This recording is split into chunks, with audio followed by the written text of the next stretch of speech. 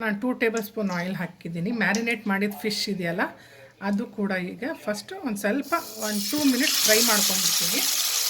ಮುಂಚೆನೇ ಫ್ರೈ ಮಾಡಿಕೊಂಡು ಆಮೇಲೆ ಸಾರಿಗೆ ಹಾಕಿದ್ರೆ ತುಂಬಾ ಟೇಸ್ಟ್ ಕೊಡುತ್ತೆ, ಡಿಫ್ರೆಂಟ್ ಟೇಸ್ಟ್ ಕೊಡುತ್ತೆ. ಯಾವಾಗಲೂ ಸಾರಿಗೆ ಹಾಕೋಕ್ಕೂ ಮುಂಚೆ ಈ ಥರ ಒಂದು 2 ನಿಮಿಷ ಉಪ್ಪು ಖಾರ ಏನು ಮ್ಯಾರಿನೇಟ್ ಮಾಡಿರ್ತೀವಲ್ಲ ಅದು ಆಯಿಲಲ್ಲಿ ಫ್ರೈ ಮಾಡ್ಕೊಂಬಿಡ್ಬೇಕು.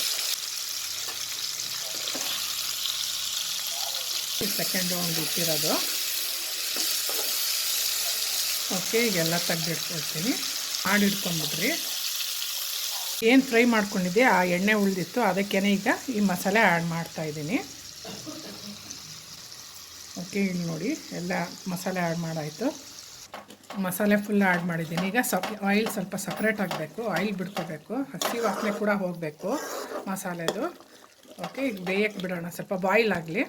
ಓಕೆ, ಉಪ್ಪು ಆ್ಯಡ್ ಮಾಡ್ತಾಯಿದ್ದೀನಿ. ಆ್ಯಡ್ ಮಾಡೋದು ಮರ್ತಿದ್ದೆ, ಟೇಸ್ಟ್ ನೋಡ್ಕೊಂಡು ಆ್ಯಡ್ ಮಾಡಿ, ಯಾಕಂದರೆ ಮ್ಯಾರಿನೇಟ್ ಮಾಡಿದಾಗ ಆ್ಯಡ್ ಮಾಡ್ತಿದ್ದೀನಿ, ಯಾಕಂದರೆ ಸಾರು ಮಾಡ್ತಿರೋದಲ್ಲ, ಹಾಗಾಗಿ ತೆಳು ಮಾಡಲೇಬೇಕು.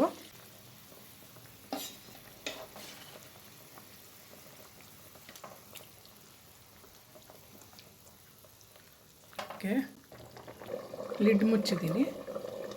ಒಂದು 5 ನಿಮಿಷ ಆದ ತಕ್ಷಣ ಹೇಗಾಗಿದೆ ಅಂತ ನೋಡೋಣ. ಓಕೆ ಗೈಸ್, ಫಿಶ್ ಸಾರು ರೆಡಿಯಾಗಿದೆ.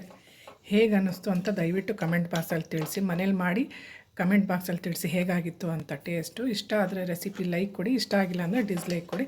ಬಟ್ ಒಮ್ಮೆ ಓಕೆ, ಟೇಕ್ ಕೇರ್, ಬಾಯ್ ಬಾಯ್ ಗೈಸ್.